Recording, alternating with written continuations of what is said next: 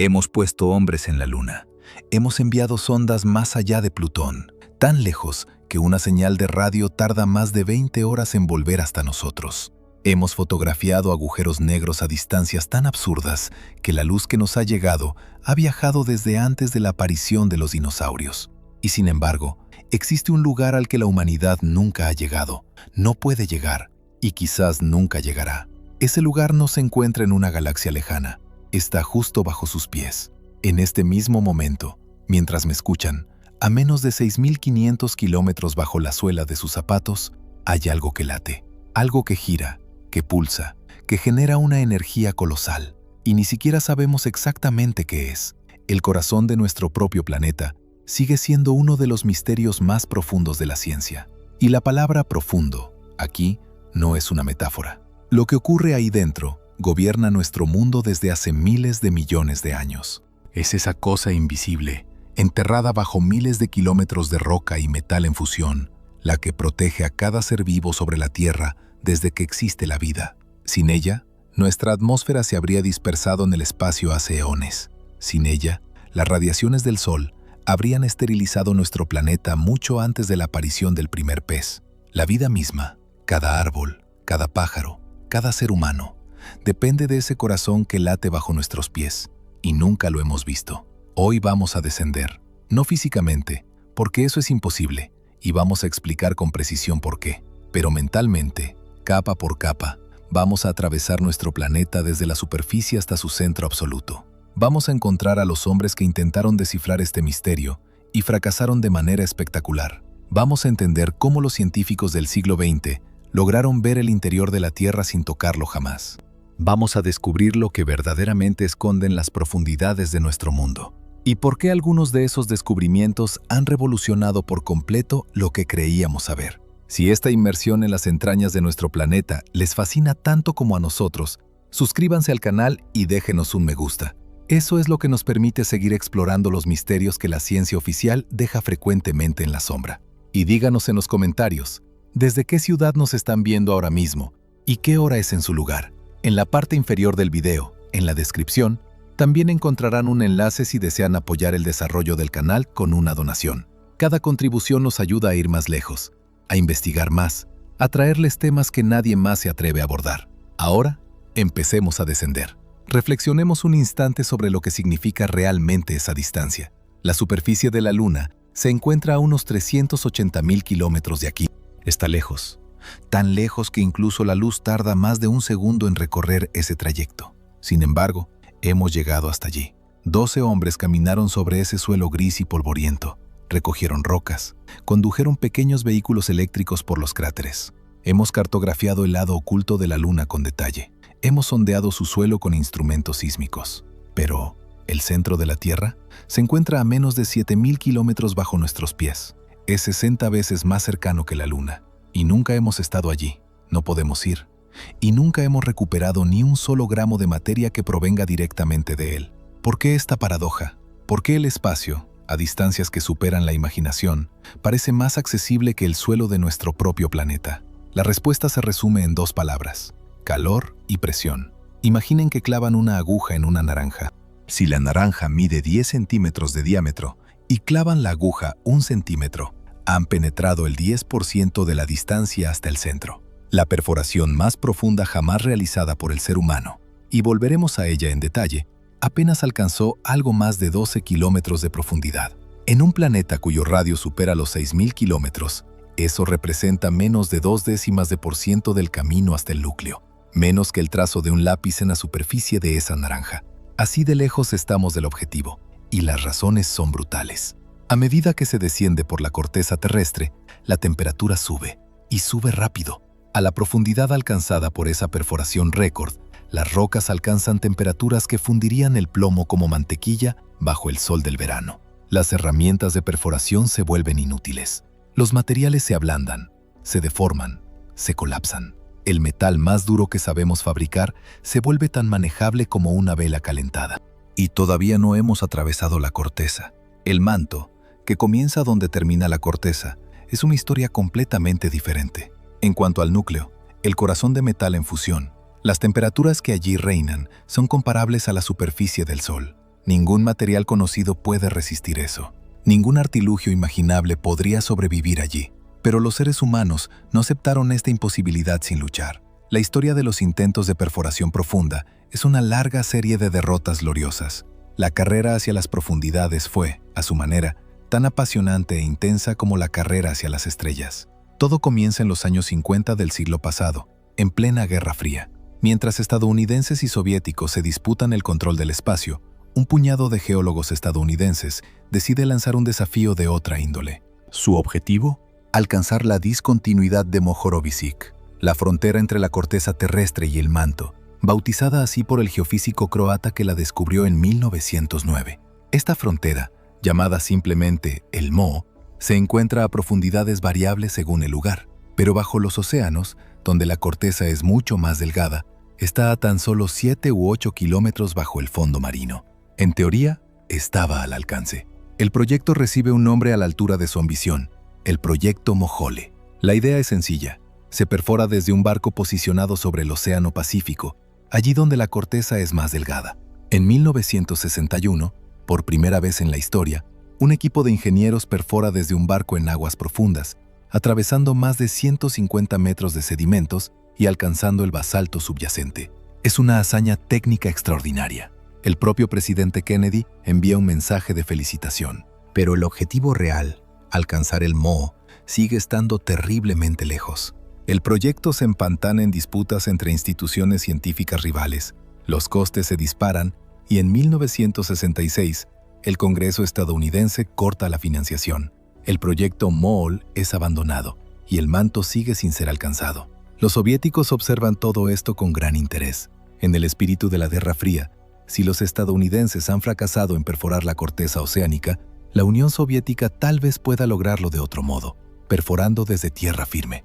En 1970, en la península de Kola, en el extremo noroeste de Rusia, allí donde los bosques de abedules se encuentran con la tundra ártica, un equipo de científicos soviéticos comienza a excavar, y no se detendrán en mucho tiempo.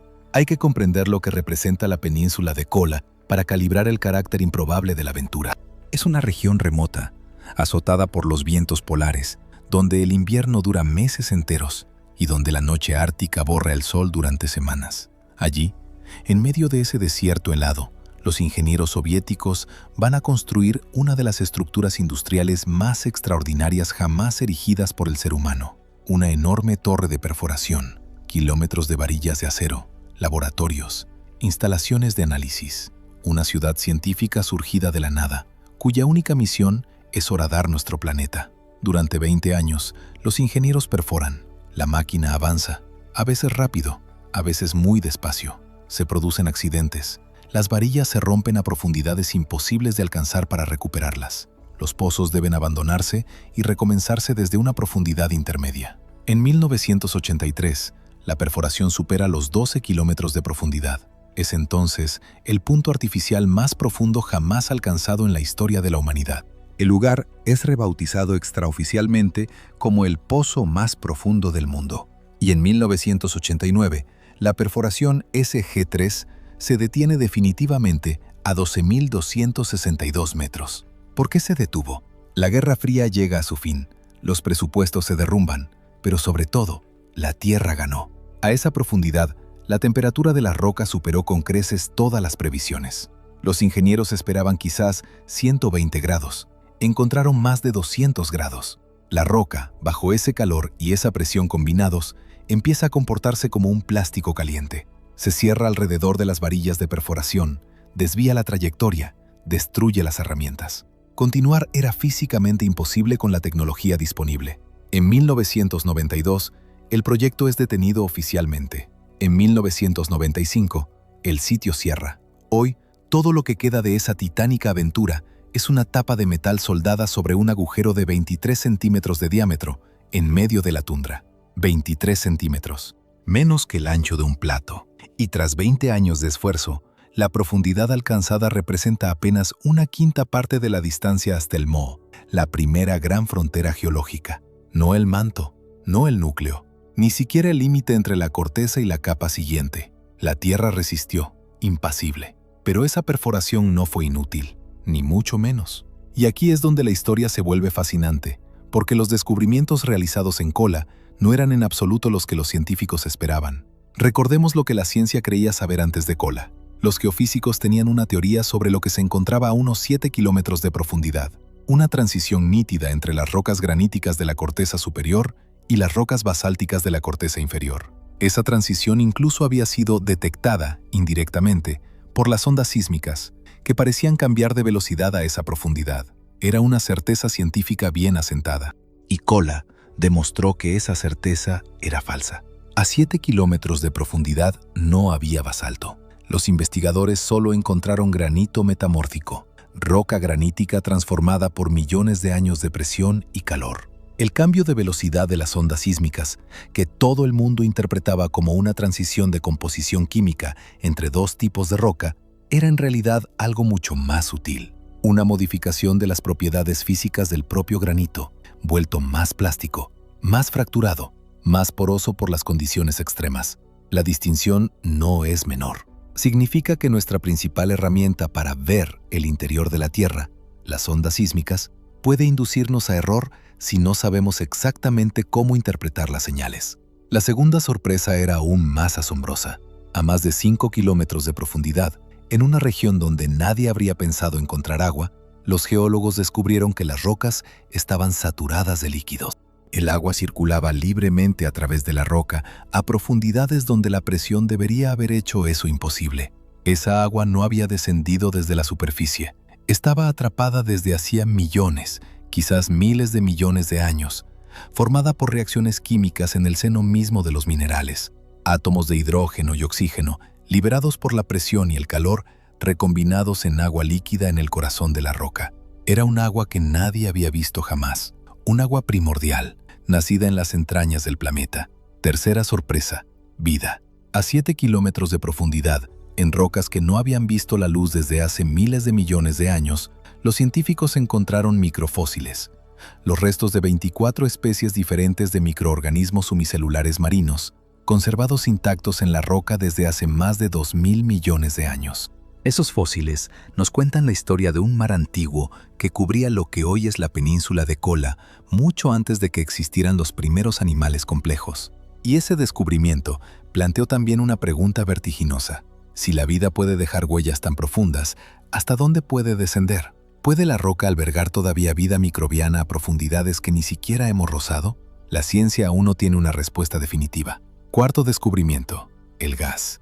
El lodo de perforación que subía a la superficie desde las profundidades más extremas era descrito como burbujeante, no de agua caliente, sino de hidrógeno gaseoso, en gran cantidad. Una concentración nada banal que planteaba interrogantes sobre las reacciones químicas que se producen en las profundidades de la corteza terrestre, allí donde ningún laboratorio ha podido jamás realizar experimentos directos. En ese contexto nació la leyenda del Pozo del Infierno. Cuando el relato de un supuesto descubrimiento comenzó a circular en la prensa internacional, una criatura alada que habría emergido del pozo, gritos de millones de condenados grabados con un micrófono bajado a la perforación, el mundo se volvió loco. La historia estaba perfectamente fabricada, un pastiche de artículo científico que mezclaba nombres rusos de sonido auténtico, terminología geológica creíble y horror bíblico. Hoy está establecido sin ninguna ambigüedad que esa historia es íntegramente inventada. La perforación de Kola no escuchó ningún grito.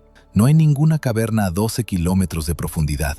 Y sobre todo, a esa profundidad, las temperaturas habrían destruido instantáneamente cualquier material de grabación. Pero la leyenda dice algo verdadero sobre nosotros, los humanos. Dice que ante lo absolutamente desconocido, ante un pozo sin fondo en nuestro propio planeta, nuestra imaginación prefiere poblar ese desconocimiento de monstruos antes que vivir con el vacío de lo que no sabemos. La realidad, sin embargo, es mucho más extraña y comienza con una pregunta sencilla. Si no podemos bajar a ver lo que ocurre dentro de la Tierra, ¿cómo podemos saber algo al respecto? La respuesta es que la Tierra habla. No habla a menudo, y cuando lo hace, no es con palabras. Habla con temblores, y hemos aprendido a escuchar. Un terremoto es una catástrofe para quienes se encuentran en la superficie, pero para un geofísico es una radiografía gratuita del planeta. Cada sismo envía ondas en todas las direcciones, ondas que atraviesan el planeta entero, rebotan en las fronteras entre diferentes capas geológicas, se aceleran en los materiales densos, se ralentizan en los materiales más ligeros o líquidos y terminan saliendo a la superficie en el otro extremo del globo, donde instrumentos ultrasensibles las registran. Es como si se golpeara una campana y la manera en que suena les dijera exactamente de qué está hecha, capa por capa. Dos tipos de ondas nos interesan especialmente. Las ondas P, las que llegan primero, las más rápidas. Se propagan como el sonido en el aire. Comprimen y dilatan la materia en su dirección de desplazamiento. Pueden atravesar cualquier cosa, sólido, líquido, gas. Las ondas S, las segundas en llegar, se desplazan haciendo ondular la roca de lado, como una cuerda que se sacude. Y aquí reside su poder informativo. Las ondas S no pueden propagarse en un líquido. Si encuentran una capa líquida, se detienen. Desaparecen de los sismogramas, y su ausencia nos dice algo fundamental sobre lo que han atravesado. Todo esto lo hemos aprendido gracias a una serie de descubrimientos que se encadenaron a lo largo de poco menos de medio siglo, revelando cada uno una capa adicional del misterio. El primer gran avance tiene lugar en 1909, en una ciudad de Croacia llamada Zagreb. Andrija Mohorovičić, un meteorólogo convertido en geofísico, analiza los sismogramas de un terremoto ocurrido a pocas decenas de kilómetros al sur. Observa algo inquietante. Las ondas sísmicas llegan por duplicado. Hay dos series de ondas P, una tras otra, como si la señal hubiera seguido dos caminos diferentes. Mohorovičić pasa semanas analizando esos datos. Su conclusión acaba imponiéndose con una claridad absoluta. Existe, en algún lugar bajo sus pies, una frontera, un límite entre dos tipos de roca de densidades distintas. Las ondas directas viajan por la roca superficial, más lenta. Pero otras ondas se adentran más profundamente. Encuentran esa frontera, rebotan y regresan a la superficie siguiendo una trayectoria más larga, pero a mayor velocidad, porque la roca de debajo es más densa. Al llegar las primeras, a pesar de su recorrido más largo, delatan la existencia de un cambio brusco de propiedades a pocas decenas de kilómetros de profundidad. Esa frontera lleva hoy su nombre, la discontinuidad de Mohorovičić, o simplemente el Mo. Es el límite entre la corteza y el manto, y Mohorovičić nunca la vio. La dedujo, de la misma manera que un ciego comprende la forma de un objeto al tocarlo. 3 años más tarde, en 1912, un geofísico alemán llamado Benno Gutenberg examina algo diferente. Constata que en los sismos suficientemente lejanos existe una zona en la superficie del globo donde las ondas P no se manifiestan en absoluto. Una zona de sombra sísmica, como él la llama. Eso no sucede por casualidad. Las ondas han encontrado una superficie que las ha refractado intensamente, desviando su trayectoria. Gutenberg calcula que esa superficie se encuentra a unos 2.900 kilómetros bajo el suelo, y comprende lo que eso implica. A esa profundidad, la naturaleza de la materia cambia radicalmente. El medio que atraviesan las ondas pasa bruscamente de sólido a algo diferente, algo cuyas propiedades son incompatibles con la propagación de las ondas S, que desaparecen precisamente en ese límite. Es líquido. La discontinuidad de Gutenberg marca la frontera entre el manto sólido y el núcleo externo líquido. Pero la historia no termina ahí. En 1936, una sismóloga danesa llamada Inge Lehmann hace un último descubrimiento, y no es el menor. Observa, en los sismogramas de grandes sismos, algo que no debería existir según el modelo vigente. Ondas P que reaparecen en una zona donde deberían estar ausentes. Ondas que parecen haber rebotado en algo dentro del propio núcleo. Lehmann pasa meses haciendo cálculos a mano, en una época sin ordenadores, armada de reglas y tablas de logaritmos, y concluye que debe existir una segunda frontera dentro del núcleo, hacia los 5.150 kilómetros de profundidad. Por debajo de esa frontera, la materia es de nuevo sólida. Un núcleo dentro del núcleo, la discontinuidad de Lehmann, y tras ella, la semilla, el corazón sólido de nuestro planeta. Pensemos un instante en lo que lograron esas tres personas. Mohorovičić, Gutenberg, Lehmann.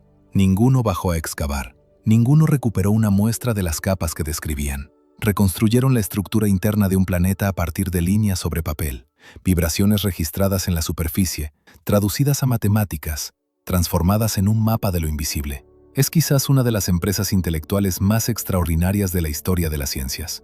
Y ese mapa que nos ha dado la sismología es preciso, detallado y coherente. Lo conocemos tan bien hoy que podemos viajar mentalmente a través de la Tierra, capa por capa, como si realmente la hubiéramos visitado. Comencemos aquí, bajo sus pies, allí donde se encuentran. La corteza terrestre, la capa sobre la que descansa toda la vida que conocemos, es delgada a escala geológica.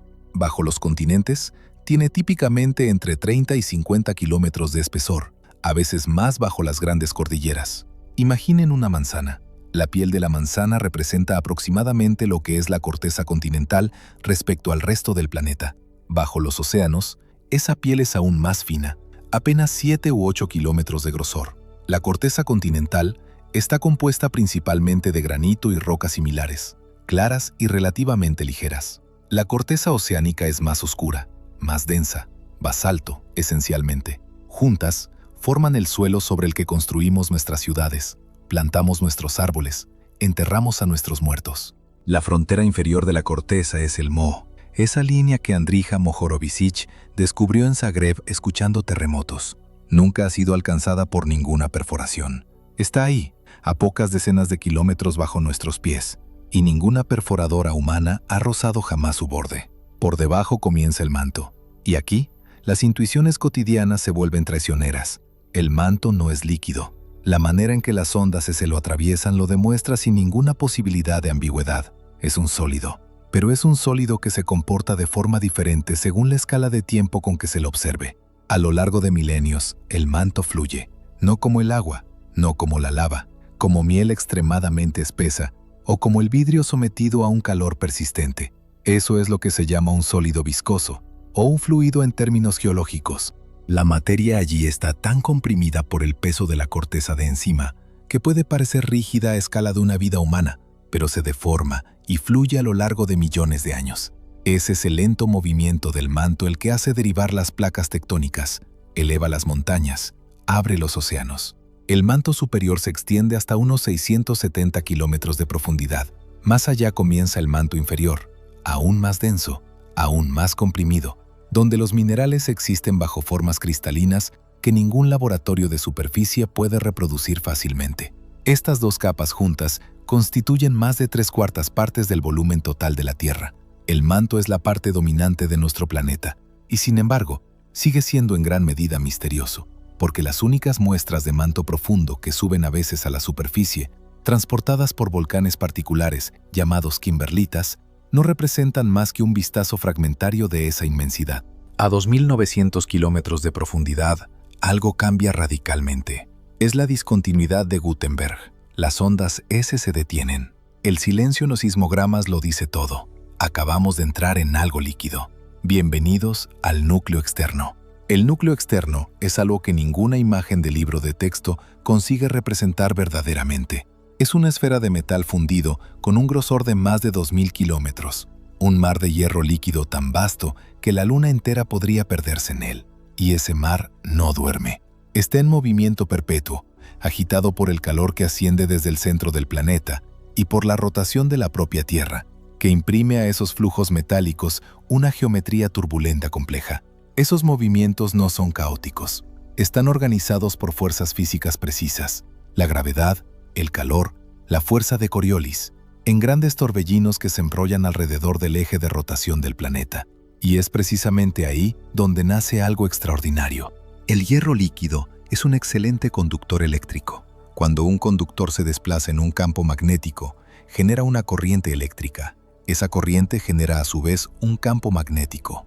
Ese campo magnético influye en los movimientos del conductor. Ese conductor modificado genera nuevas corrientes. Y así sucesivamente, en un bucle que se autoalimenta desde hace miles de millones de años. Es la geodínamo, el mecanismo por el cual el movimiento del hierro líquido en nuestro núcleo externo transforma la energía térmica y cinética del planeta en un potente campo magnético que envuelve a la Tierra entera. Ese campo magnético, no pueden verlo, no pueden tocarlo, no pueden sentirlo, y sin embargo está en todas partes. Se extiende decenas de miles de kilómetros en el espacio, formando una burbuja invisible alrededor de nuestro planeta. Esa burbuja desvía permanentemente las partículas cargadas que llegan desde el Sol, el viento solar, canalizándolas hacia los polos, donde crean las auroras boreales y australes. Esas auroras son hermosas, pero detrás de su belleza se esconde una verdad aterradora. Sin el núcleo externo y su hierro líquido en movimiento, sin esa geodínamo enterrada a miles de kilómetros bajo nuestros pies, el viento solar no sería desviado. Golpearía la atmósfera de lleno, arrancaría las moléculas más ligeras evaporaría progresivamente nuestro aire hacia el espacio. Nuestros océanos se secarían, nuestra atmósfera desaparecería, la vida se extinguiría. Pero eso no es lo único que hace el núcleo externo. Hay algo en su centro, algo que incluso los sismólogos más experimentados tardaron décadas en aceptar. A 5.150 kilómetros de profundidad, en el corazón mismo del núcleo líquido, algo sólido duerme. Y para entender qué es, hay que ir aún más profundo, hasta el corazón absoluto de nuestro mundo. Esa semilla tiene un nombre, pero antes de adentrarnos en ella, hay que entender lo que hace el núcleo externo por nosotros, cada segundo que pasa, desde hace miles de millones de años. El núcleo externo es la fuente de todo. Su hierro líquido en movimiento perpetuo, agitado por el calor y puesto en rotación por la propia Tierra, genera corrientes eléctricas colosales. Esas corrientes engendran campos magnéticos. Esos campos magnéticos refuerzan las corrientes, y el conjunto forma una máquina que se autoalimenta desde hace miles de millones de años. La geodínamo, cuyo producto final es el campo magnético terrestre que nos envuelve y protege desde el espacio. Pensemos en lo que significa concretamente proteger desde el espacio. El Sol emite permanentemente un flujo de partículas cargadas, electrones, protones, núcleos arrancados de su atmósfera y propulsados a velocidades aterradoras en todas las direcciones. Es lo que se llama el viento solar. Sin el campo magnético terrestre, ese viento golpea la atmósfera directamente. No arranca la Tierra. Es demasiado difuso para eso, pero erosiona, lentamente, inexorablemente, captura las moléculas ligeras de la atmósfera superior y las arrastra al espacio. A lo largo de millones de años, la atmósfera entera se evapora. Los océanos siguen, la vida desaparece. Lo sabemos porque lo hemos visto. Es exactamente lo que le pasó a Marte. Marte tenía en su día un campo magnético. Sus huellas aún pueden leerse en las rocas antiguas de su superficie, secuencias de magnetización fosilizada, como las huellas de un campo que existió hace más de 4.000 millones de años. Pero el núcleo de Marte se enfrió, se solidificó progresivamente y la geodínamo se apagó. Sin su escudo magnético, Marte perdió su atmósfera. Hoy, la presión atmosférica en su superficie vale menos de una centésima parte de la que hay en la Tierra. El agua líquida es imposible. Las radiaciones cósmicas bombardean el suelo sin obstáculo. Marte es un planeta muerto, no porque estuviera demasiado lejos del Sol, sino porque su corazón dejó de latir. Nuestro corazón, en cambio, sigue latiendo, pero no siempre ha latido de la misma manera. Y aquí es donde la historia del campo magnético terrestre toma un giro inquietante. El campo magnético terrestre no es estable, nunca lo ha sido. Al analizar las rocas volcánicas, que se imantan en la dirección del campo magnético ambiente cuando se enfrían, como brújulas fosilizadas, los geofísicos han reconstruido la historia de nuestro campo magnético a lo largo de cientos de millones de años. Y lo que han descubierto es perturbador. El campo se invierte. Regularmente, a escala de tiempos geológicos, el polo norte magnético se convierte en el polo sur y viceversa. Eso ha ocurrido unas 300 veces durante los últimos 200 millones de años. La última inversión se remonta a casi 770.000 años. Llevamos por tanto más tiempo del habitual bajo un periodo de estabilidad. ¿Cómo ocurre una inversión? No es un evento instantáneo. No es que una mañana el norte se convierta en sur. Es un proceso que se extiende a lo largo de miles de años, a veces decenas de miles de años. El campo magnético empieza a desorganizarse. Su componente dipolar, la gran brújula planetaria orientada norte-sur, se debilita. Aparecen polos secundarios en distintos lugares de la superficie del globo. El campo magnético se convierte en una telaraña caótica, con zonas de fuerza y debilidad repartidas de forma compleja. Y durante todo ese tiempo, la intensidad global del campo disminuye drásticamente. En su punto más bajo, durante la última gran excursión magnética documentada, ocurrida hace unos 42.000 años, la intensidad del campo había caído a menos de la décima parte de su valor actual. ¿Qué ocurre en ese momento? La atmósfera está mucho menos protegida. Las radiaciones cósmicas penetran más profundamente. Las partículas solares que habitualmente crean auroras boreales, solo en los polos, empiezan a manifestarse a latitudes mucho más bajas. Investigadores han demostrado que durante ese episodio, hace 42.000 años, se produjeron cambios climáticos mesurables. Un aumento de las radiaciones ultravioletas en la superficie, una perturbación de la capa de ozono, perturbaciones meteorológicas significativas. Y no es una coincidencia que ese periodo corresponda a la desaparición de varias especies de grandes mamíferos y a la migración de ciertas poblaciones humanas a las cuevas. quizás para protegerse de un cielo que se había vuelto peligrosamente activo. Lo que nos lleva a una pregunta muy actual. El polo norte magnético se desplaza. Nunca ha estado perfectamente inmóvil. Los marineros lo saben desde hace siglos y los sistemas de navegación deben corregir periódicamente sus mapas en consecuencia. Pero desde hace unas décadas, ese desplazamiento se ha acelerado considerablemente. En 1970, el polo norte magnético se desplazaba unos 10 kilómetros por año. Hoy se desplaza más de 50 kilómetros por año, dirigiéndose hacia Siberia a una velocidad que preocupa a los especialistas. Al mismo tiempo, la intensidad media del campo magnético terrestre ha disminuido alrededor de un 9% durante los últimos 170 años. Una tendencia medida y documentada desde las primeras mediciones sistemáticas del siglo XIX. ¿Es eso señal de una inversión inminente? Los científicos responden, quizás, pero no estamos en condiciones de confirmarlo. La dinámica del núcleo externo es caótica por naturaleza. Ya se han producido aceleraciones y ralentizaciones del campo en el pasado sin desembocar en una inversión.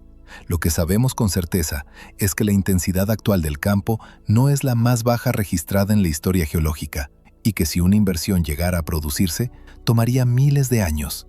Tiempo más que suficiente para que la vida se adapte. La vida lo ha hecho cientos de veces. Lo que podría causarnos más problemas, en cambio, es nuestra infraestructura tecnológica, los satélites, las redes eléctricas, los sistemas de navegación, que no fueron diseñados para funcionar con un campo magnético debilitado o desorientado. Es una de las razones por las que las agencias espaciales y los institutos geofísicos monitorean permanentemente las variaciones del campo, con constelaciones de satélites enteramente dedicados a esa tarea. Todo lo que acabamos de describir, esa geodínamo, esas inversiones, esa protección invisible, depende de un único actor, el núcleo externo líquido. Pero hay algo por debajo. Está la semilla. Y la semilla es sólida, lo cual es en sí mismo un misterio notable. ¿Cómo la descubrió Inge Lehmann? En 1936, esa sismóloga danesa de 48 años analizaba registros de sismos lejanos en su despacho de Copenhague, armada de una regla, tablas de cálculo y un rigor matemático impecable. Notó algo que sus colegas habían pasado por alto. Ciertas ondas P llegaban a regiones del globo donde no deberían poder llegar. En la zona de sombra sísmica, ese espacio silencioso identificado por Gutenberg en 1912, donde las ondas P desaparecen porque son refractadas por el núcleo líquido, ondas débiles pero medibles, reaparecían. La única explicación coherente, tras meses de cálculos, era que existía una esfera sólida dentro del núcleo líquido. Esa esfera reflejaba y transmitía ciertas ondas, permitiéndole salir a la zona de sombra. Lehmann publicó sus resultados en un artículo de una brevedad notable, 3 páginas, y cambiaron definitivamente nuestra comprensión de la Tierra.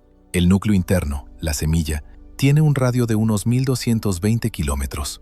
Para dar una idea de lo que eso representa, la Luna tiene un radio de unos 1737 kilómetros. La semilla es por tanto algo más pequeña que la Luna, una esfera metálica sólida del tamaño aproximado de nuestro satélite natural, enterrada a 6000 kilómetros bajo nuestros pies, rodeada por todos lados por el océano de hierro líquido del núcleo externo. Su composición es principalmente hierro y níquel, como el núcleo externo, pero en una forma más pura, más cristalina. El núcleo interno crece lentamente desde hace miles de millones de años por cristalización del núcleo externo. Cuando el hierro líquido en contacto con la semilla alcanza condiciones de presión suficientemente extremas, se solidifica y se incorpora a la semilla. Ese proceso libera elementos ligeros que ascienden al núcleo líquido, alimentando la convección composicional que contribuye a la geodínamo. La semilla crece así a razón de unos pocos decenas de milímetros por año, un ritmo imperceptible a escala humana, pero que representa enormes cantidades de metal a lo largo de miles de millones de años. La temperatura en el corazón de la semilla es cercana a la de la superficie del Sol, un calor absolutamente inconcebible a escala de nuestra experiencia cotidiana. Y sin embargo, el hierro es sólido. La razón es contraintuitiva, pero físicamente rigurosa. El punto de fusión de un metal depende no solo de la temperatura, sino también de la presión. Y la presión en el centro de la Tierra es tan colosal, varios millones de veces la presión atmosférica, que mantiene el hierro en estado sólido a pesar de un calor que, a presión ambiente, lo convertiría en gas. Es como si se apretara tan fuerte una vela que el calor más intenso no pudiera fundirla. La presión se impone al calor, y la semilla permanece sólida, Pero aquí es donde las cosas se vuelven verdaderamente extrañas. La semilla no se conforma con estar ahí, sólida e inmóvil. Hace algo que nadie había previsto. Gira. Y no gira como el resto del planeta. Ese descubrimiento se hizo comparando sismos idénticos registrados en diferentes épocas. Cuando un sismo se produce siempre en el mismo lugar, lo que se llama un sismo repetido, las ondas que envía a través del planeta deberían tardar exactamente el mismo tiempo en atravesar el núcleo, ya que siguen el mismo camino. Pero los datos muestran que ese tiempo de tránsito cambia ligeramente de una década a otra. La única manera de explicar esa variación es que la semilla se ha movido entre tanto, que ha girado respecto al resto del planeta. Y si ha girado, es porque gira a una velocidad diferente a la de la superficie. Durante mucho tiempo, los datos parecían indicar que la semilla estaba en superrotación, que giraba ligeramente más rápido que la superficie de la Tierra. Algunos modelos hablaban de un adelanto de una fracción de grado por año. Ya era sorprendente. Pero en 2023, un estudio publicado en la revista Nature Geoscience desencadenó una verdadera tormenta en la comunidad científica. Investigadores de la Universidad de Pekín, tras analizar décadas de datos sísmicos, incluidos datos de pruebas nucleares soviéticas de los años 70, concluyeron que la semilla había prácticamente cesado su superrotación hacia 2008 y que desde entonces parecía girar ligeramente más despacio que la superficie. Desde la superficie, el efecto es el de una rotación en sentido contrario, pero es una ilusión de referencial. La semilla sigue girando en el mismo sentido que la Tierra, simplemente algo más despacio. Ha frenado y, relativamente hablando, retrocedido. Y aquí es donde el estudio se vuelve fascinante. Esos investigadores proponen que ese comportamiento forma parte de un ciclo regular. La semilla oscila, se acelera, luego se ralentiza, luego se acelera de nuevo, con un periodo de unos 70 años. Un vaivén de escenario, como una enorme peonza sometida a fuerzas contrarias. Esas fuerzas son precisamente las del núcleo externo líquido que la rodea y que la late como un corazón, y las tracciones gravitacionales ejercidas por las regiones más densas del manto rocoso que hay encima. Ese ciclo no carece de consecuencias visibles, aunque sean ínfimas. La duración de un día en la Tierra varía muy ligeramente, en el orden de algunas fracciones de milisegundo, en fase con las oscilaciones de la semilla. No es medible con nuestros relojes, pero los instrumentos más precisos lo detectan. La rotación de la semilla está acoplada a la rotación del planeta entero, y esa danza interna deja huellas sutiles hasta en la superficie. Otros estudios han añadido una capa de complejidad aún más desconcertante. Análisis recientes sugieren que la semilla no es homogénea. Presenta lo que los sismólogos llaman una anisotropía. Las ondas sísmicas la atraviesan a velocidades distintas según la dirección. Las ondas que viajan en el sentido del eje de rotación de la Tierra atraviesan la semilla más rápido que las que viajan en el sentido de su ecuador. Eso indica que los cristales de hierro que componen la semilla no están orientados aleatoriamente. Tienen una estructura organizada, alineada con el eje de rotación, como si miles de millones de años de convección y rotación hubieran orientado lentamente cada cristal de hierro en la misma dirección, como los árboles de un bosque inclinados por un viento persistente. Y eso no es todo. En 2023, otro estudio aportó pruebas adicionales de algo que los sismólogos sospechaban desde unos 20 años. Existiría una estructura distinta dentro de la propia semilla. Una subsemilla, un núcleo del núcleo del núcleo, con propiedades ligeramente distintas a las de la parte externa de la semilla. Las velocidades sísmicas serían distintas en ella. La anisotropía estaría orientada en una dirección ligeramente diferente. El origen de esa estructura sería fósil, la huella de un evento cósmico ocurrido hace quizás varios cientos de millones de años. Un gran impacto o un periodo de perturbación de los movimientos convectivos del núcleo, que habría dejado una cicatriz en la propia estructura del hierro sólido en el centro del planeta. Si esa subsemilla se confirma, nuestros libros de texto deberán ser revisados. La Tierra ya no sería un planeta de 4 capas, sino de 5. La corteza, el manto, el núcleo externo, el núcleo interno y la subcapa en el centro absoluto. Cada capa revelando una página de una historia cada vez más antigua, cada vez más profundamente enterrada. Para entender por qué todo esto existe, por qué la Tierra tiene un núcleo en absoluto y por qué ese núcleo es tan enorme en relación con el resto del planeta, hay que remontarse aún más atrás en el tiempo. Hay que ir al nacimiento de la propia Tierra. Hace unos 4.600 millones de años, la Tierra no existía. Solo existía una nube de gas y polvo girando alrededor de una estrella joven, nuestro Sol, en el calor de las primeras reacciones nucleares. En esa nube había cantidades considerables de elementos pesados: hierro, níquel, silicio, oxígeno. Esos polvos se aglomeran. Los pequeños bloques se convierten en bloques más grandes. Los bloques más grandes se convierten en planetesimales. Los planetesimales chocan, se fusionan, crecen. La prototierra se forma en pocas decenas de millones de años, un tiempo largo a escala humana, pero efímero a escala cósmica. Al principio de esa formación, el hierro está distribuido de forma relativamente uniforme en toda la masa del protoplaneta. Todavía no hay un núcleo diferenciado, solo una bola de roca y metal mezclados, sometida a impactos constantes que liberan enormes cantidades de calor. Ese calor funde gran parte del planeta, y es entonces cuando la física toma el control. El hierro es mucho más denso que la roca. En un material fundido, las sustancias más densas descienden bajo el efecto de la gravedad, exactamente como los granos de arena se depositan en el fondo de un vaso de agua turbia. El hierro fundido empieza a percolarse hacia abajo, a través de las rocas silicatadas parcialmente fundidas, fluyendo hacia el centro del planeta como innumerables pequeños hilos de metal líquido buscando su camino hacia el punto más bajo. Ese proceso, llamado diferenciación planetaria, se acelera y se realiza en menos de 1 millón de años. En términos geológicos, es instantáneo. La prototierra se diferencia en capas. El hierro y el níquel se hunden hacia el centro. Los silicatos más ligeros ascienden. En pocos millones de años ya existe un núcleo metálico diferenciado en el corazón del planeta. Luego ocurre el evento más violento de la historia de la Tierra. Hace unos 4.500 millones de años, poco después de la diferenciación, la prototierra choca con una protoplaneta a la que los científicos han bautizado como Theia, un cuerpo de aproximadamente el tamaño de Marte. No es una colisión tangencial, es un encuentro casi frontal a una velocidad fantástica. El impacto es tan violento que las envolturas externas de ambos cuerpos quedan parcialmente vaporizadas. Una cantidad colosal de materia es expulsada al espacio, principalmente rocas ligeras del manto, poco hierro, porque los núcleos metálicos de ambos cuerpos se fusionan y se hunden hacia el centro. Esa nube de escombros en órbita alrededor de la Tierra en fusión se condensa en pocas decenas o cientos de años para formar la Luna. Ese impacto tiene enormes consecuencias para el núcleo terrestre. La fusión de los dos núcleos, el de la prototierra y el de Theia, amplifica el núcleo, lo calienta, lo vuelve aún más activo. La energía cinética del impacto se transforma en calor.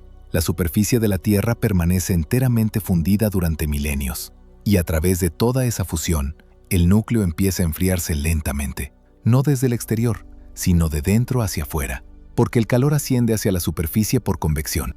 Es ese enfriamiento lento y progresivo el que miles de millones de años después dará nacimiento a la semilla sólida en el corazón del núcleo líquido. La Tierra sin núcleo no sería la Tierra. Esa evidencia se mide mirando a Marte o mirando a la Luna. Nuestro satélite es una bola de roca que se enfrió y solidificó mucho más rápido que la Tierra, porque es mucho más pequeña. Su núcleo, si queda uno activo, es minúsculo. No hay geodínamo lunar desde hace miles de millones de años. Sin campo magnético global, sin protección contra el viento solar, sin tectónica activa, sin volcanismo significativo, la Luna está geológicamente muerta. Un archivo petrificado de los primeros tiempos del sistema solar. Y es precisamente porque está muerta que nos resulta tan valiosa para la ciencia. Ha preservado condiciones que la Tierra ha borrado desde hace mucho tiempo. La Tierra, en cambio, ha permanecido viva. Y lo ha hecho en parte porque tiene un núcleo suficientemente grande y suficientemente caliente para mantener sus convecciones activas durante miles de millones de años. Pero ¿por qué ese núcleo sigue tan caliente después de todo ese tiempo? Ahí es donde interviene un actor que aún no hemos mencionado. El calor interno de la Tierra proviene de dos fuentes principales, y su proporción respectiva sigue siendo debatida. La primera es el calor primordial, la energía acumulada durante la formación del planeta, almacenada en la masa misma de nuestro mundo desde hace 4.600 millones de años. Cuando los planetesimales chocaron para formar la Tierra, su energía cinética se transformó en calor. El impacto de Theia añadió una cantidad enorme de energía térmica adicional. Ese calor sigue ahí, aprisionado en las profundidades del planeta, escapando hacia la superficie tan lentamente que nunca lo sentiremos en la superficie. Apenas unas pocas decenas de miliwatios por metro cuadrado, menos que una bombilla de baja potencia para cubrir un apartamento entero. La segunda fuente es la radiactividad. La Tierra contiene cantidades significativas de elementos radiactivos naturales, uranio, torio, potasio en sus variantes inestables, que se desintegran lentamente y liberan calor al hacerlo. Esa desintegración radiactiva constituye la mayor parte del calor interno producido hoy. Las estimaciones sugieren que representa entre la mitad y las 4/5 partes del flujo geotérmico total que la Tierra expulsa en la superficie. Es una fuente de energía que declina muy lentamente con el tiempo, a medida que los núcleos radiactivos se transmudan en elementos estables. Dentro de miles de millones de años, cuando gran parte de ese uranio y ese torio se hayan transformado en plomo y helio, la Tierra estará más fría, su núcleo menos activo, su geodínamo debilitada. El tercer contribuidor, más modesto pero real, es el calor liberado por la cristalización continua de la semilla. Cada vez que una cantidad de hierro líquido se solidifica en la superficie de la semilla, se libera una energía, el calor latente de cristalización. Ese proceso alimenta los movimientos de convección en el núcleo externo y contribuye directamente a mantener la geodínamo activa. La semilla es, por tanto, a la vez, el producto del enfriamiento del núcleo y uno de los motores que permiten a ese núcleo mantenerse dinámico. Un notable bucle de interdependencia. Todo esto se traduce, en la superficie, en un flujo geotérmico discreto pero medible. El calor sale de la Tierra permanentemente, a través de las dorsales oceánicas, donde las placas se separan y dejan ascender material del manto, a través de los volcanes, que expulsan de forma espectacular una ínfima fracción de ese calor total, a través del propio suelo, en todo el planeta, de forma tan imperceptible que solo instrumentos muy sensibles pueden detectarlo. Islandia construye centrales eléctricas sobre ese calor. Algunas ciudades europeas calientan sus edificios gracias a acuíferos profundos mantenidos calientes por el calor del manto. Detrás de cada geyser, cada fuente termal, cada erupción volcánica, hay lo mismo. El calor de un núcleo que aún no ha terminado de irradiar la energía de su nacimiento. Pero aquí está lo que resulta a la vez fascinante y vertiginoso. Lo observamos sin poder tocarlo jamás directamente. Todo lo que acabamos de describir, la semilla sólida, la geodínamo, el calor radiactivo, el enfriamiento secular, lo sabemos a través de indicios indirectos, mediciones en la superficie, cálculos, modelos. Nunca hemos recuperado ni un solo gramo de materia del núcleo. Nunca lo hemos observado de otro modo que a través de las vibraciones que transmite. Y sin embargo, a veces algo sube. Algo que la Tierra ha formado en sus entrañas más profundas y expulsa hasta nuestra superficie, entregándonos mensajes en piedra desde las profundidades más inaccesibles. Esos mensajeros que la Tierra nos envía tienen un nombre que todo el mundo conoce, pero que casi nadie percibe como lo que realmente son. Ventanas abiertas a las entrañas de nuestro planeta. Son los diamantes. Un diamante no es simplemente carbono cristalizado, es una cápsula del tiempo, una caja fuerte natural hermética que la Tierra ha forjado en sus profundidades y expulsado hasta nuestra superficie a una velocidad vertiginosa, tan rápido que nada en su interior ha tenido tiempo de transformarse o alterarse. Cuando sostienen un diamante entre sus dedos, están tocando algo que puede haberse formado hace 2.000 millones de años, a 150 kilómetros bajo la superficie de la Tierra, en condiciones que nada en la Tierra puede reproducir. Y en ciertos casos, ese diamante ha realizado un viaje aún más largo, desde profundidades aún más extremas. ¿Cómo llegan los diamantes a la superficie? El mecanismo es brutal y espectacular. En ciertos lugares de la Tierra, generalmente por encima de viejos basamentos continentales llamados cratones, las partes más estables y más antiguas de la corteza, una columna de magma particular asciende desde las profundidades del manto con una rapidez excepcional. Ese magma, llamado kimberlita, sube a través de la roca a una velocidad que los geólogos estiman superior a la del sonido. Perfora la corteza como un proyectil, arrastrando consigo todo lo que ha arrancado a su paso. Fragmentos de peridotita del manto, cristales minerales formados a cientos de kilómetros de profundidad y a veces diamantes. Esa ascensión tan rápida es precisamente lo que preserva los diamantes. Si subieran más despacio, la descompresión progresiva y la bajada de temperatura los transformarían en grafito, carbono ordinario como el de un lápiz. Pero la kimberlita no les da tiempo para cambiar. Esas chimeneas kimberlíticas son raras. De los miles conocidos en el mundo, solo unas pocas decenas son suficientemente ricas en diamantes para ser explotadas económicamente. Pero para la ciencia, cada chimenea es un tesoro de un género diferente. Los fragmentos de manto que trae la kimberlita, los cenolitos, permiten a los geólogos sostener en sus manos material que nunca estuvo a menos de 100 kilómetros de la superficie, roca del manto superior, en un laboratorio. Es como si la Tierra hiciera subir sus propias muestras para nosotros. Pero los diamantes en sí mismos son aún más reveladores, precisamente por lo que contienen. Las inclusiones minerales atrapadas dentro de un diamante son testigos directos de las condiciones que reinaban en el momento y lugar de su formación. Nunca han interactuado con su entorno desde que el diamante las capturó.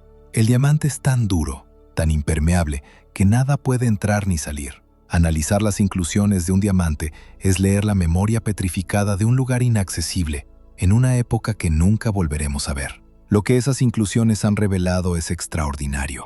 Granates que solo pueden formarse a temperaturas y presiones precisas han permitido calcular la profundidad exacta de formación de ciertos diamantes. Rastros de agua atrapada en minerales de estructura particular han demostrado que el manto, que se creía esencialmente seco, contiene en realidad inmensos reservorios de agua disueltos en sus rocas, quizás tanto como en todos nuestros océanos juntos. Un diamante excepcional, extraído de una mina de Botsuana, contenía ringudita, un mineral que solo existe en la zona de transición entre el manto superior e inferior, entre 410 y 660 kilómetros de profundidad, y esa ringudita estaba cargada de agua.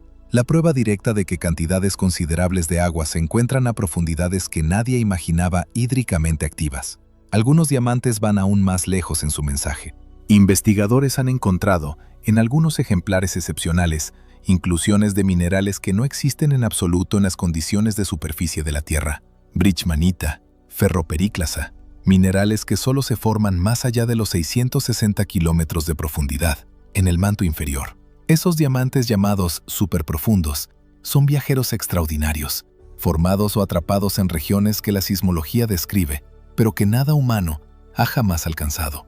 Han remontado todo el espesor del manto inferior, atravesado la zona de transición, luego el manto superior, antes de ser arrastrados hasta nosotros en un flujo de kimberlita. Son nuestro único contacto físico, nuestra única prueba tangible, con profundidades que describimos mediante ecuaciones y que nunca veremos de otro modo. Ese límite, ver sin tocar, deducir sin medir directamente, es una de las mayores frustraciones de la geofísica.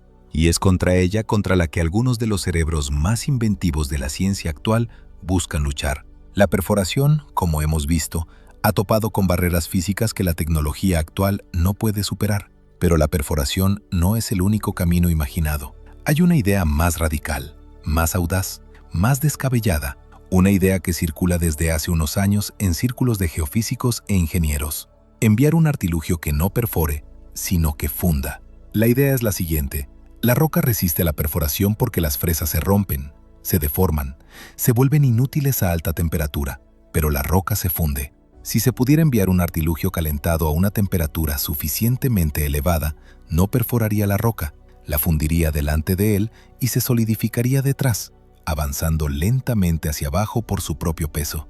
Un artilugio sonda fundido en la roca, avanzando como una gota de metal líquido que desciende a través del planeta. En teoría, tal sonda podría descender indefinidamente. Mientras su fuente de calor funcione, la roca se aparta delante de ella y se cierra detrás. Sin necesidad de pozos, sin varillas, sin extraer testigos. La sonda desciende, registra, y los datos vuelven por señal hacia la superficie. Los obstáculos son considerables. Ningún material puede mantenerse estructuralmente intacto bajo el calor y la presión del núcleo. Incluso el metal más refractario se funde mucho antes de llegar a la mitad del camino. Las comunicaciones con un artilugio a varios miles de kilómetros de profundidad, a través de kilómetros de roca densa, son un desafío de ingeniería sin solución práctica por el momento. Y la probable lentitud del proceso, décadas para descender unas pocas decenas de kilómetros, hace la idea ambiciosa pero difícil de financiar o planificar en un horizonte humano razonable. La realidad de la exploración del núcleo terrestre en las próximas décadas se parecerá probablemente menos a la ciencia ficción y más a la física de partículas. Los neutrinos son partículas tan ligeras y tan poco interactivas que atraviesan la Tierra entera sin encontrar ningún obstáculo. Miles de millones de ellos pasan a través de nosotros cada segundo sin que lo sintamos. Pero a muy alta energía, los neutrinos empiezan a interactuar ligeramente con la materia. y esa interacción depende de la densidad y la composición del medio atravesado. En teoría, midiendo los flujos de neutrinos de alta energía que han atravesado la Tierra en diferentes direcciones, se puede reconstruir un mapa de su densidad interna, una tomografía de neutrinos del planeta entero, sin perforar ni un solo agujero, sin enviar ni un solo artilugio. El proyecto New Earth Probe del Instituto de Física del Globo de París explora precisamente esa vía, en colaboración con detectores de neutrinos ya existentes. El detector IceCube, enterrado bajo el hielo de la Antártida, y la futura red KM3-NETS en el fondo del Mediterráneo, son capaces de explotar los neutrinos atmosféricos para sondear la estructura interna de nuestro planeta. Los primeros análisis muestran que esa técnica ya puede distinguir el núcleo del manto con una precisión creciente. Todavía no es suficientemente precisa para cartografiar los detalles finos de la semilla o de sus capas internas, pero es un comienzo, y la precisión aumentará con cada nueva generación de instrumentos. Otro enfoque, más pragmático, es simplemente aprovechar mejor lo que ya tenemos: las ondas sísmicas. Los sismógrafos modernos han alcanzado sensibilidades extraordinarias. Una nueva generación de instrumentos, los sismómetros cuánticos, promete mediciones aún más finas, capaces de detectar variaciones de vibración imperceptibles para cualquier tecnología anterior. Las redes mundiales de sismógrafos, al registrar miles de sismos por año y cruzar sus datos, refinan continuamente nuestra imagen del núcleo, los contornos de la semilla, la textura de su frontera con el núcleo externo, las anomalías de velocidad que quizás delatan estructuras internas aún no identificadas. Todo eso se precisa cada año. Vemos el corazón de la Tierra con mejores lentes, aunque todavía no podamos tocarlo. Entonces, ¿a qué distancia estamos? La respuesta honesta es: estamos muy lejos de la visita física, quizás para siempre, pero no estamos lejos de la comprensión. Las preguntas fundamentales: ¿qué compone exactamente la semilla? ¿Por qué su oscilación sigue ese ciclo de 70 años? ¿Cuál es la naturaleza precisa de la subsemilla? ¿Cómo exactamente la geodínamo se ha mantenido estable durante más de 3.000 millones de años? Esas preguntas están en vías de ser respondidas. No mediante sondas que desciendan a las profundidades, sino mediante cerebros humanos descifrando señales enviadas desde profundidades que nuestros cuerpos nunca alcanzarán. Lo que nos lleva a una pregunta que los geofísicos evitan formular demasiado directamente, porque tiene algo de incómodo. ¿Qué ocurriría si la geodínamo se detuviera? Empecemos por ser precisos sobre lo que detenerse significa aquí. La geodínamo no puede detenerse de golpe, como una lámpara que se apaga. El campo magnético no desaparecería de la noche a la mañana. Pero si los movimientos de convección en el núcleo externo cesaran progresivamente, si el hierro líquido se ralentizara, perdiera su capacidad de mantener esos bucles de corriente eléctrica autosostenidos, el campo magnético se debilitaría a lo largo de milenios, luego de decenas de milenios, y las consecuencias se acumularían lentamente, pero con una certeza implacable. Sin campo magnético, la magnetosfera, esa burbuja protectora que se extiende decenas de miles de kilómetros en el espacio, colapsaría. El viento solar, esas partículas cargadas en flujo constante desde el Sol, golpearía directamente la atmósfera superior. Las moléculas ligeras empezarían a escapar al espacio. El hidrógeno partiría primero. Es la molécula más ligera, la más fácil de arrancar. Luego el helio. A lo largo de millones de años, el agua atmosférica se disociaría bajo la acción de la radiación ultravioleta no filtrada, y el hidrógeno liberado se evaporaría hacia el espacio. Sin agua, sin atmósfera densa, la vida de superficie se vuelve imposible. La radiación cósmica, sin ninguna desviación, bombardearía el suelo con una intensidad que destruye las moléculas complejas y esteriliza progresivamente las capas superficiales. Sabemos que ese escenario es real porque podemos leerlo en Marte. Marte tenía un potente campo magnético hace más de 4.000 millones de años. Sus rocas más antiguas guardan su impronta. Luego su núcleo dejó de estar activo. La geodínamo marciana se apagó. Y desde entonces, Marte pierde su atmósfera a razón de unas pocas decenas de gramos por segundo, arrastrada por el viento solar. Lo que queda de su atmósfera es tan delgado que la presión en la superficie vale menos de una centésima parte de la que respiramos. El agua ha desaparecido de los océanos y los lagos que existieron en su momento. La superficie está esterilizada por una radiación ultravioleta sin filtro. No es una catástrofe súbita, es una extinción lenta, planetaria, escrita en miles de millones de años de geología. ¿Por qué el núcleo de Marte se enfrió y solidificó tan pronto, mientras el núcleo terrestre permanece activo? Porque Marte es más pequeño, con una relación superficie-volumen más favorable para el enfriamiento rápido. Perdió su calor interno mucho más rápido. Su núcleo, demasiado pequeño para mantener una geodínamo durante miles de millones de años, cristalizó. La Tierra está protegida por su tamaño y por la composición particular de su núcleo, que contiene justo los suficientes elementos ligeros para mantener la convección el tiempo necesario para que la vida haya podido evolucionar hasta nosotros. ¿Debemos entonces preocuparnos por el núcleo terrestre? La respuesta científica es clara: no. No en un horizonte de tiempo humano, ni siquiera a escala de la historia de nuestra especie. El núcleo terrestre sigue muy activo, la semilla crece lentamente, la geodínamo es robusta. Las variaciones del campo magnético que observamos actualmente, su debilitamiento parcial, el movimiento del polo norte, están dentro del rango normal de fluctuaciones documentadas durante los últimos millones de años. Podrían preceder una inversión, o no. En cualquier caso, una inversión no equivale a una extinción. La vida ha sobrevivido a cientos de inversiones. Sería perturbador para nuestra infraestructura tecnológica, pero no letal para la biosfera. Lo que sí es seguro, en cambio, es que el núcleo terrestre no durará eternamente. Dentro de unos miles de millones de años, cuando los elementos radiactivos se hayan agotado y el calor primordial se haya disipado, la semilla habrá invadido todo el espacio del núcleo líquido. La geodínamo se apagará. La Tierra se volverá como Marte, como la Luna, un planeta geológicamente muerto, sin campo magnético global, sin tectónica activa. Pero ese momento está tan lejos en el futuro, más lejos que la edad actual del planeta, que el propio Sol se habrá convertido en una gigante roja mucho antes. Por ahora, el corazón de la Tierra sigue latiendo, y ese latido invisible, enterrado a una profundidad que nunca tocaremos, es lo que hace habitable nuestro mundo. Eso es lo que esconde el centro de la Tierra, no un infierno, no un abismo de fuego, sino algo mucho más fascinante e indispensable. Una semilla sólida de hierro y níquel del tamaño de la Luna, oscilando según un ritmo de 70 años que apenas empezamos a descifrar. Un océano de metal líquido en convección permanente que genera el escudo magnético, sin el cual la vida no existiría.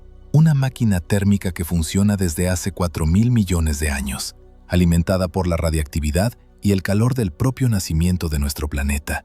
Y en el fondo, quizás, una subsemilla cuya estructura fosiliza un evento cósmico de hace cientos de millones de años, sobre el que aún sabemos casi nada. La estudiamos desde la superficie, a través de vibraciones, neutrinos, diamantes traídos de las profundidades. Nunca llegaremos hasta allí físicamente, pero nos acercamos intelectualmente, un poco más cada año, con cada sismo registrado que nos entrega un fragmento adicional de una imagen que no está completa todavía, y que quizás nunca lo estará del todo. Eso es el verdadero misterio del centro de la Tierra.